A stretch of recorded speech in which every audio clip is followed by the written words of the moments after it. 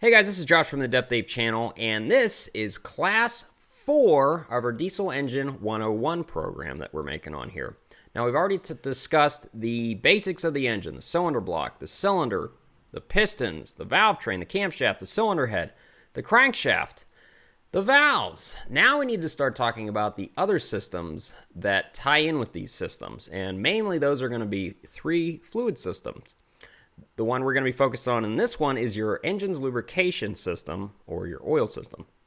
There's also your cooling system and your fuel system.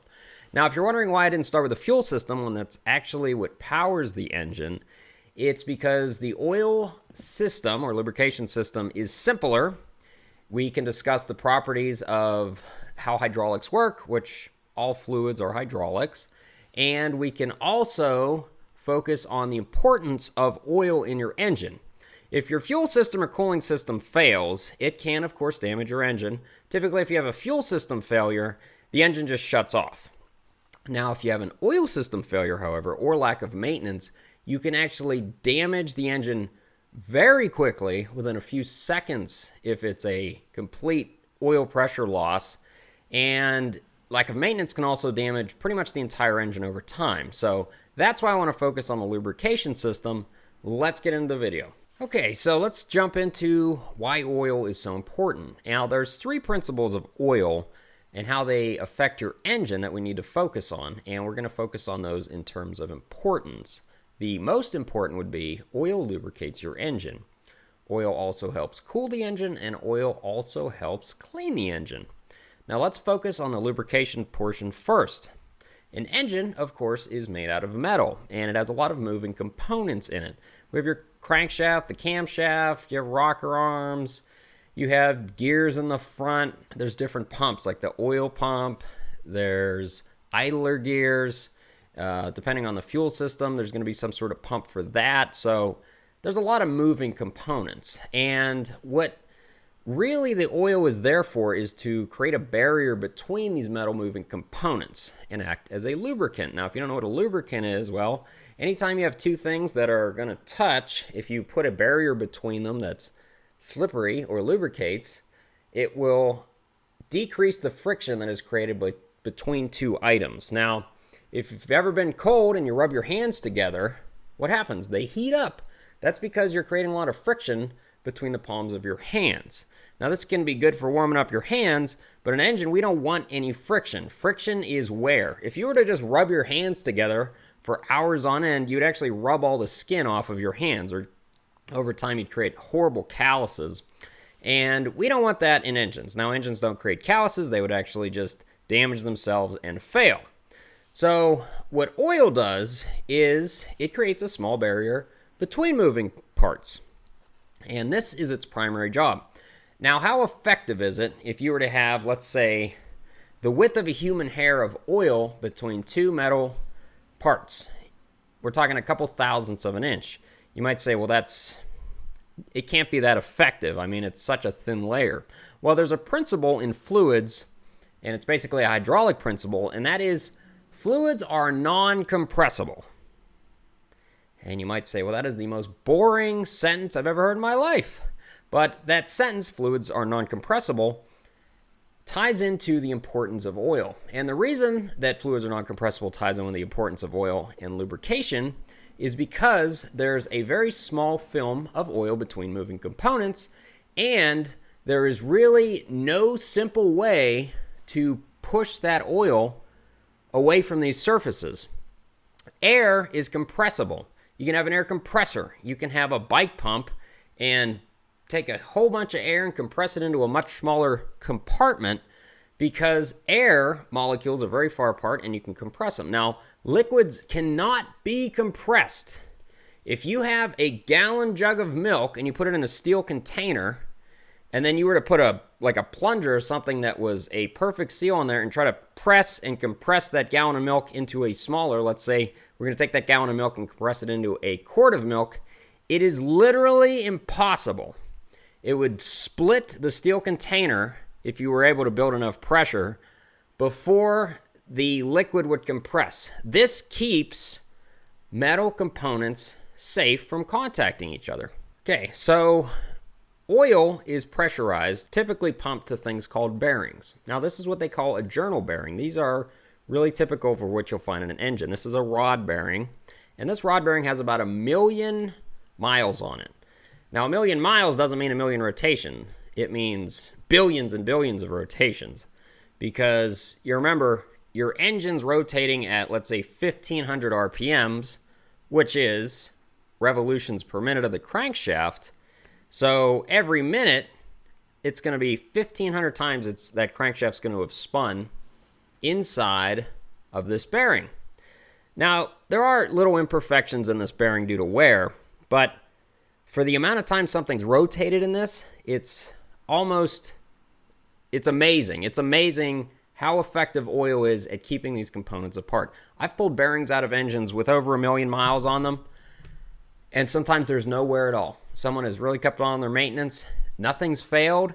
It just works. The system works amazingly well. Now, that's not to say that bearings can't fail or the oil system can't fail, because here's also a rod bearing. And you can see this one is heavily damaged. This is called a spun bearing. This has failed. It's damaged the crankshaft and the connecting rod. Okay, so we've discussed how important lubricating the components are. That's somewhat obvious, even to someone who's not super familiar with engines. But how exactly does the oil get to these bearings to keep them from becoming damaged? Well, there's an entire system that helps build pressure in your oil galleries that helps get oil to these bearings and to all the components that needs them. And that's your engine's lubrication system. It's a fairly simple system. There's not much to it. We're going to just talk about the components right now.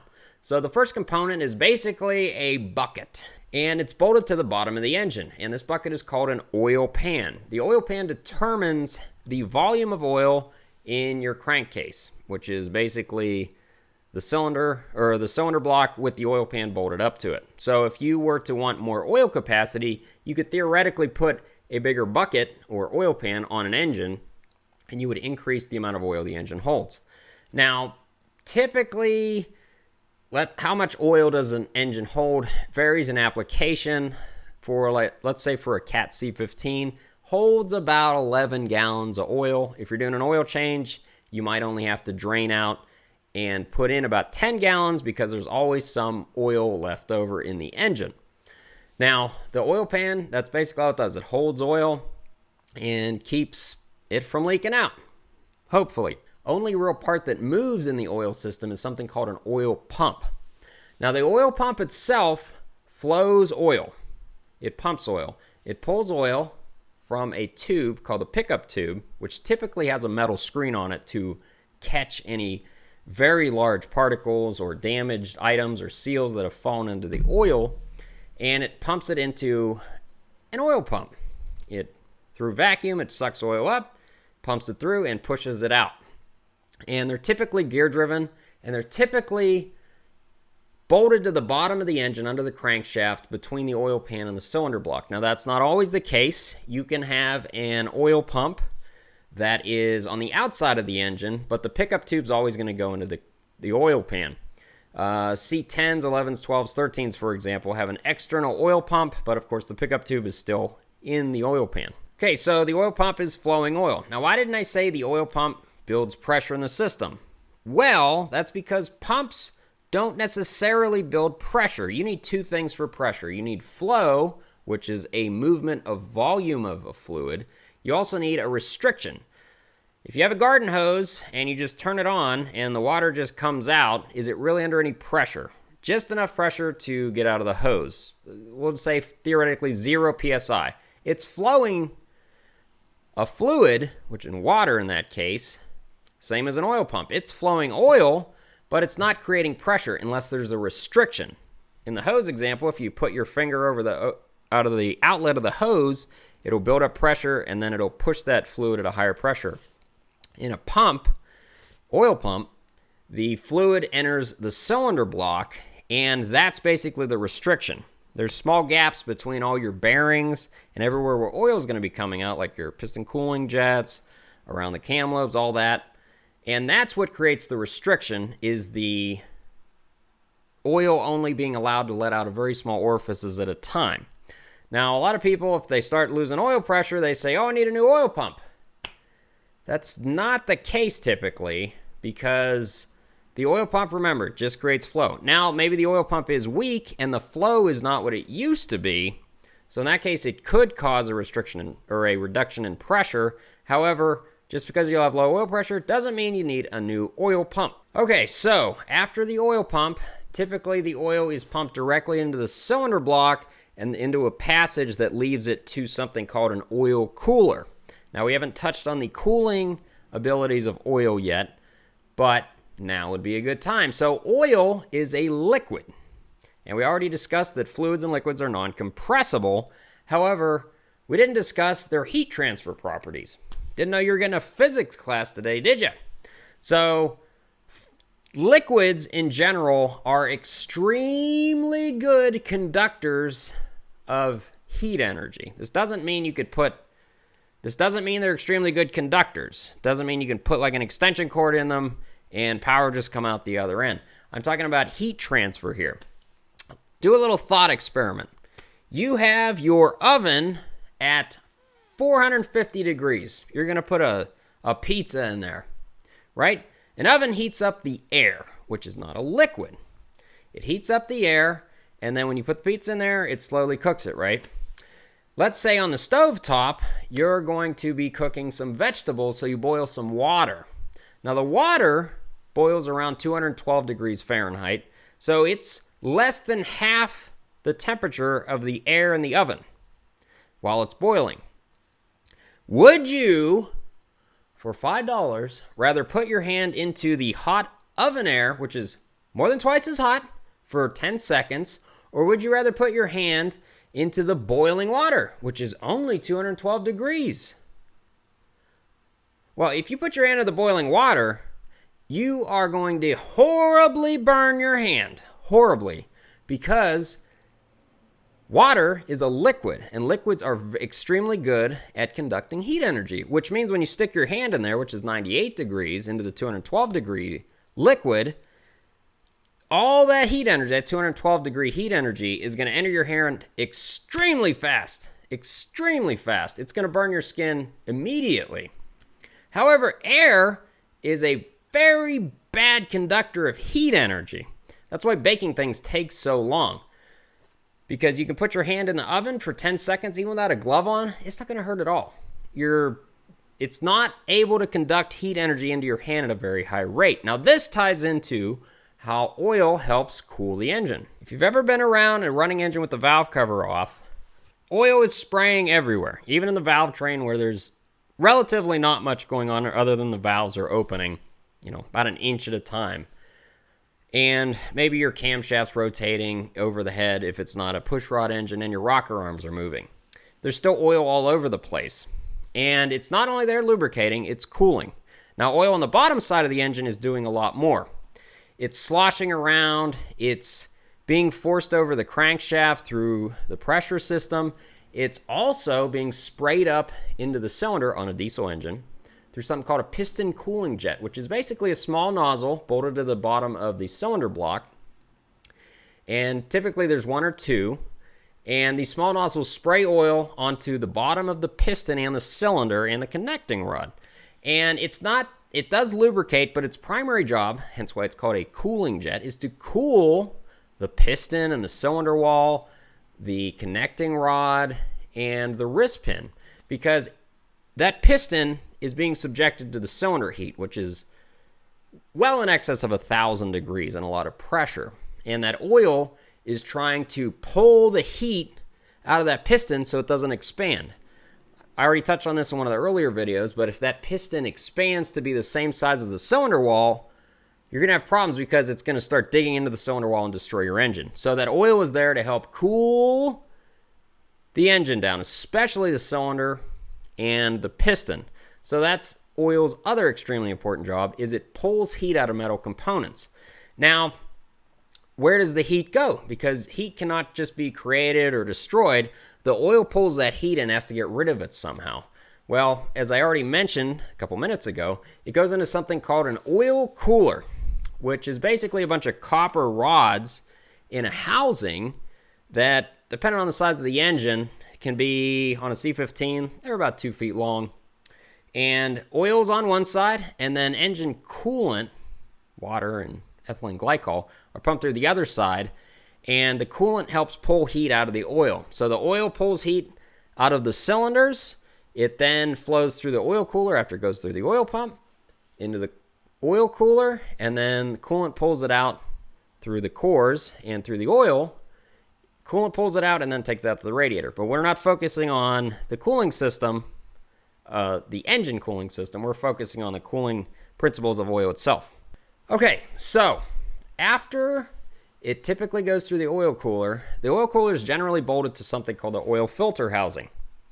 Now, the oil filter housing can get oil directly before or after the oil cooler, depending on which engine you're talking about. But as you can probably guess, the oil filter is bolted, well, not bolted, it's spun onto the oil filter housing.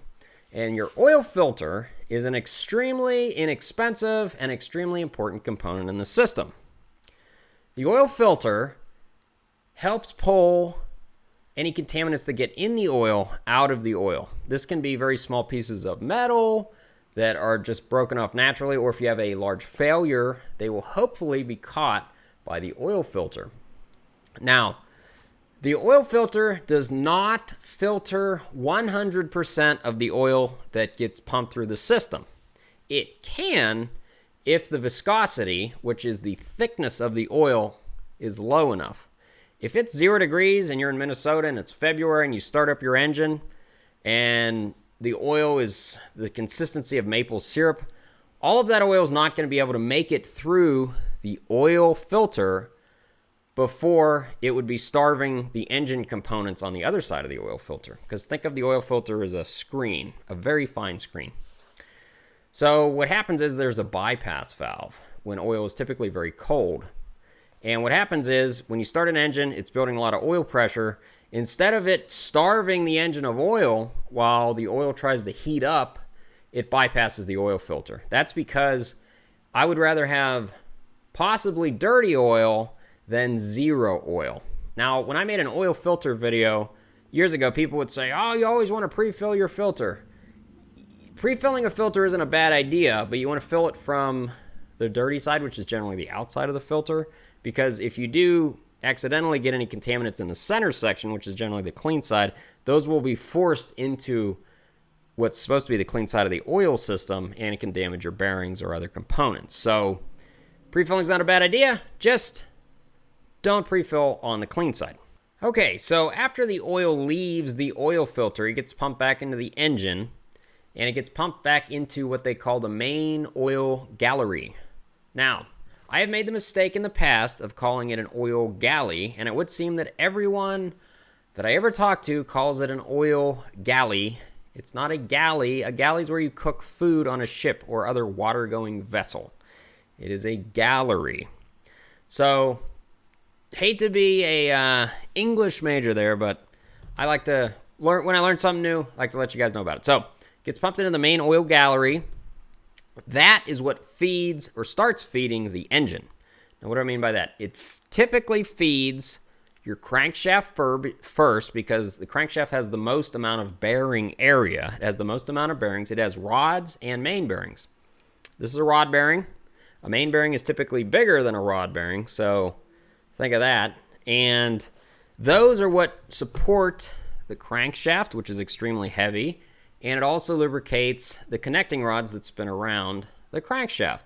It also feeds the piston cooling jets, which are spraying oil up into the cylinders to lubricate and cool them.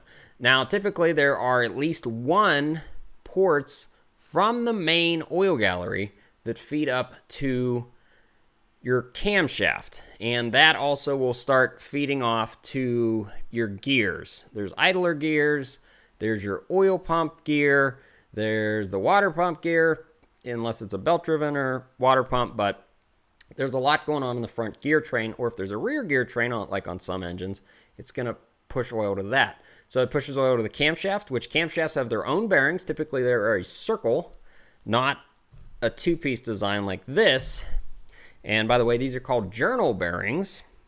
And then it's going to also feed oil to the head for Generally, the rocker arms, if there's a rocker arm shaft, the lifters themselves need to get oil to them. Pretty much any of the metal components on the engine need to get oil for lubrication and for cooling. Sometimes the rocker arm shaft will actually just spray oil on the injectors, and that is to help cool them. The injectors don't move, so you don't need to lubricate them typically, unless it's something with a spring like a C15 electronic unit injector.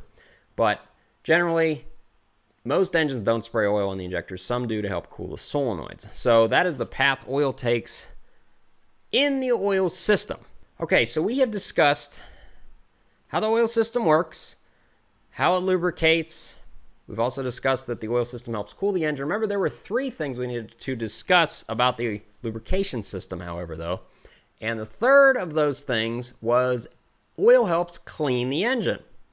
Now, anyone that's ever done an oil change might think this is the nastiest stuff on the planet. How is it cleaning the engine? Well, a couple ways. One way, the main way, is remember that it's getting splashed onto the cylinder walls. And what it's doing there is it is helping to clean the cylinder walls of carbon and unburned fuel. And the way it does this is because anytime there's combustion in the cylinder, you're going to get carbon. If it's a newer engine, you're hopefully not going to get that much, but there's always slight amounts of unburned and underburned fuel that accumulates in the cylinder. That's why whenever you pull a cylinder out, there's black carbon in there. If that were allowed to accumulate, it would actually build up around the piston rings, and then they would not be able to rotate or move. That can break the piston rings. Carbon is not a good lubricant either, so it can build up around the piston, between the piston and the cylinder wall, and over time, that can create scraping, which can damage the crosshatch in the cylinder. Not only that, that carbon through blow-by, which is cylinder pressure gases that are forced past the cylinder walls and the piston rings, gets pushed into the crankcase. Oil helps capture those. There's all sorts of different stuff in that fuel. If it's a low-grain fuel especially, too, you're going to get mostly carbon, but you can get other nasty stuff. And oil helps hold that carbon. Now, the carbon molecules are extremely small usually, and the oil filter, while it does catch some of them, doesn't catch all of them. That's why diesel oil typically turns black, because it's catching unburned fuel in the combustion process and holding it. That's one of the reasons you need to change your oil, and you can't just spin on new oil filters every 10,000 miles, because the oil itself gets saturated with these unburned combustion byproducts, and you need to get rid of them. Unfortunately, the only way to really get rid of them is changing the oil. Now, let's say you put some sort of centrifugal system that pulls all the carbon out of the oil. Would you still be able to run that oil for forever? No, because even though oil is, let's say you can pull the carbon out of it, it looks clean. Over time, oils break down. So even if you were able to keep them clean, they're still going to have some diesel dilution, because not all diesel fuel gets turned into carbon. Sometimes it stays diesel. So you're slowly going to be changing the viscosity of your oil by having small amounts of diesel in there. But also oil breaks down, so it loses some of its lubricating properties over time, and that's another reason why you have to change your oil. Alrighty, well, we sure talked about oil and the lubrication system for a long time. Hopefully you learned a little bit in this video. And if you did, please like and subscribe and check out my other videos, all right? Thanks for watching.